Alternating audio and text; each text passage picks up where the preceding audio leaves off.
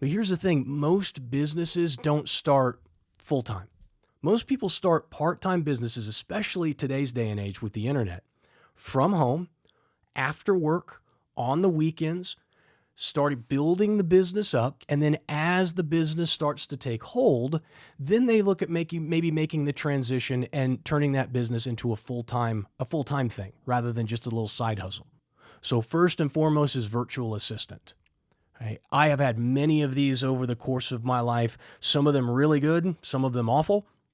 The really good ones can make a lot of money. Basically, anything that doesn't energize me and doesn't fuel my business, I try and get into somebody else's hands, right? Because I want to wake up excited to go to work every day to do what I love to do, and there's somebody else out there who loves that minutia.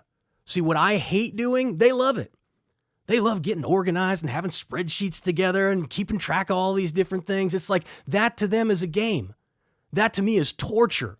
Second one is an online contractor. Now, this could go a lot of different ways when we talk about online contractors. So you're essentially being contracted to take over a part of somebody else's business to help them with it.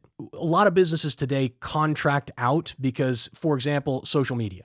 It costs a decent amount of money for a social media manager, somewhere $70,000, $80,000 a year. Graphic design is another one.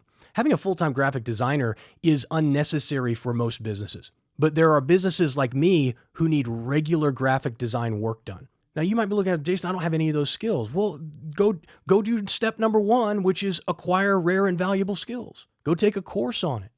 Spend $50 a month or $20 a month and get Photoshop and start working with that stuff if you enjoy it. And then paid ad manager.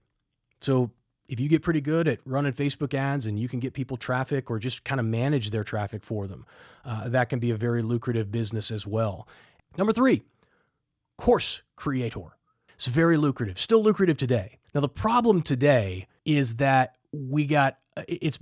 people have recognized how profitable it is.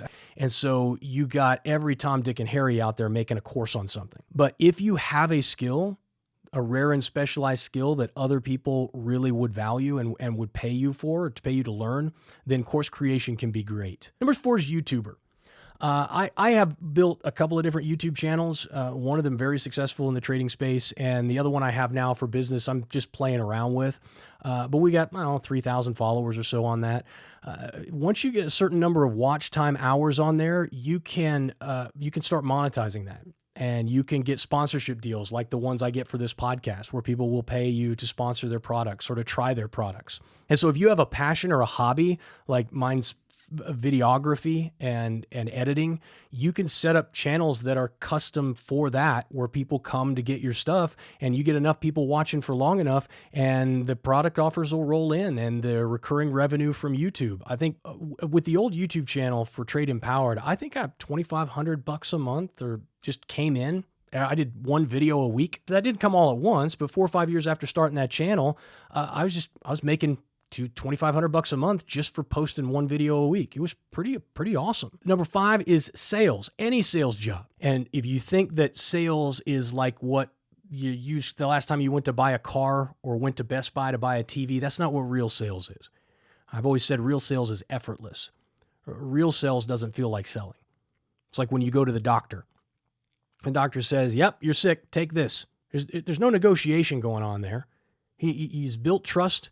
You've come to him for a reason. He's helping you get better, and he's told you what you need to buy. And so you pay him for his time. You pay for the stuff that you got to get to feel better, and nobody feels like they've been sold anything, but you have. That's what real selling is. Real selling is consultative. It's taking someone who has a pain or a problem or a need and helping them get to the right solution. Number 6, SEO Consultant. SEO stands for Search Engine Optimization. I realize most of you probably don't know what that means. Search Engine Optimization. So when somebody Googles florist near me, how do you pop up? How do we make sure you pop up and that you're kind of first in these searches that are being done on Google all the time? Well, you need a specialist who understands what Google looks for, what the algorithm looks for, and how to rank sites higher. Number 7 is translation. Do you speak a second language? If you do, then somebody needs you, and they will send you stuff just to translate. Number 7 is translation. Number 8 is a transcriptionist. There are some software that does this now. What you need is you need somebody who takes that raw transcription and turns it into something readable. So a transcriptionist is somebody who might not be listening and then typing out. That could be what they're doing.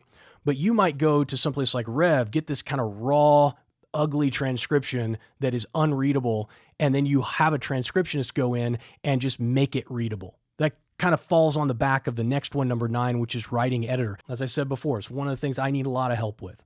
I'm constantly having people go through and make sure my stuff doesn't sound like a 4-year-old wrote it. And then number 10, online tutoring. For many, many years, you could go, if you spoke English and spoke it well, you could go pretty much anywhere else in the world and someone would pay you to teach English. Today, most of that tutoring, or a lot of it, is done online. If you want to tutor someone in English or some other subject, you can do that online from the comfort of your home. Go on to Upwork and check it out. Upwork can feed a business. I know I have several clients right now who are growing their part-time business into full-time business. It's just simply off the back of the lead flow coming from Upwork. So those are the top 10 that I came up with of the most valuable online jobs, or jobs that can be done from your couch.